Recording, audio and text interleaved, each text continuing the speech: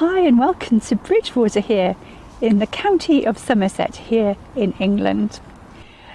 I'm going to show you around Bridgewater town. I'm going to tell you a little bit about what it's famous for, and then we're going to hop over the Atlantic and visit Bridgewater town again in Massachusetts. So have a look around Bridgewater in Somerset with me in England, and then we'll go and explore over there. This is Blake Gardens, and I'll tell you a little bit more about why Blake is so famous in this area in a second. So I arrived into Bridgewater on a train from Taunton. It's about a 10-minute journey. I just wanted to show you the railway station here and the train as well, because they're quite different in both places. The one in Massachusetts is very different, especially the train. So Bridgewater here is known as the home of Carnival in the UK. The Bridgewater Guy Fawkes Carnival, which is the UK's oldest carnival, is one of Europe's largest illuminated processions, and it takes place on the first Saturday of November every year. It's got its roots in the gunpowder plot of 1605. There's usually well over 50 illuminated carts. Some of them are up to 100 feet long. And there's also marching bands and street entertainers. It's always an amazing evening. The atmosphere is incredible. So after the carnival, then the squibbing takes place. And that's really unique to Bridgewater. There's often around 150 squibbers lining the high street with sparkling fireworks on the end of large poles. It's a really cool experience to be stood watching them, and quite a hot one as well, as the ashes come down from the squibs. So Bridgewater is an historic market town renowned for its rich industrial heritage. It's a bustling town with a history in brick and tile manufacturing in the 19th century. There's a museum all about that at Bridgewater Docks. I'm hoping to show you that in my next video, which I'm going to be walking from the Bridgewater Docks in Bridgewater Canal all the way down to Taunton. It's about 14 miles, I think. So do look out for that video. The town also has a history of shipbuilding and agriculture-related industries. So as well as being a canal town, it's also a river town. It's set next to the River Parrett. And today, Bridgewater is experiencing a lot of growth tied to energy projects, particularly the nearby Hinkley Point nuclear power station. It's a Hinkley Point C, it's called, that's under construction. And many of the huge workforce are living in the town at the moment. So earlier on, I mentioned Blake. Robert Blake is a pivotal figure in Bridgewater's history, and he's one of England's most celebrated, greatest naval commanders. He was born in the town in 1598, and he rose from humble beginnings to become a general at sea under Robert Cromwell during the English Civil War. There's so much more history to him than that, and you might want to look it up for yourself in your own time. His legacy is honoured in Bridgewater, though, through this statue and also through the Blake Museum.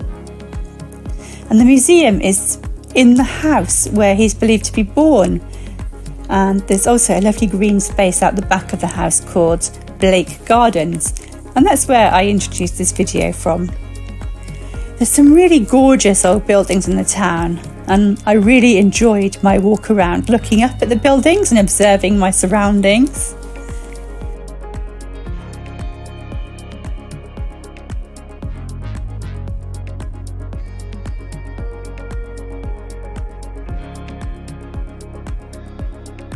I learned that there used to be a cattle here. There's also a heritage trail that you can follow if you enjoy learning about Bridgewater's past. So I was stopped by a really lovely local man who asked if I was interested in history. And he went on to tell me about the public library and how it was funded by a guy called Andrew Carnegie. It was opened in 1906. Carnegie believed that libraries were essential for personal and community development, and he contributed a lot of his wealth to building and funding libraries across England and in other countries. I wondered if he'd funded the one in Bridgewater in Massachusetts even. He hadn't, but he did fund the Taunton Library in Somerset and the Taunton Library in Massachusetts. I'll show you those when I make a video of both Tauntons. Anyway, let's leave the town of Bridgewater in Somerset now and hop over the Atlantic to have a look at the town of Bridgewater in Massachusetts. I'll meet you at the railway station over there. Hi, welcome to Bridgewater in Massachusetts. Just arrived here on the train from South Station in Boston. I think there's a train just approaching there. Look, you can see the signs for Bridgewater there. Let me just turn around and show you the train approaching.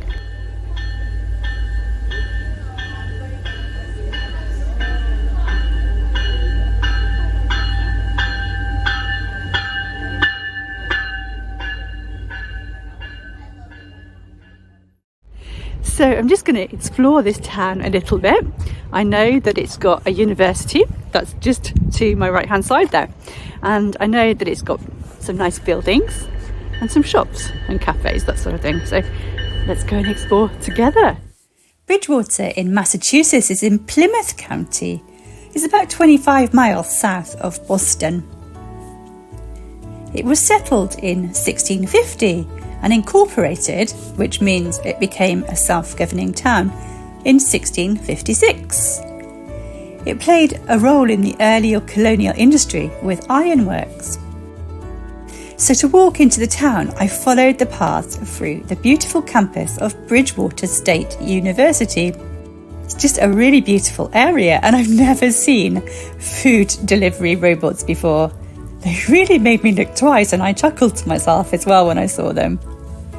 So this is the largest of the 9 universities in Massachusetts. I saw this lovely statue there in the gardens to commemorate the youngest person to die in the Boston Marathon bombings. It's a life-size sculpture of 8-year-old Martin Richard. Bridgewater was also formerly the site of Bridgewater Academy, and that was a private school in the early and mid-19th century in this beautiful building on the town common. We're looking around on quite a soggy day, so this little exploration of Bridgewater will be quite brief, but hopefully I've captured some of the flavour of Bridgewater. And more about the flavour of Bridgewater in a minute when I try a dish named after the town.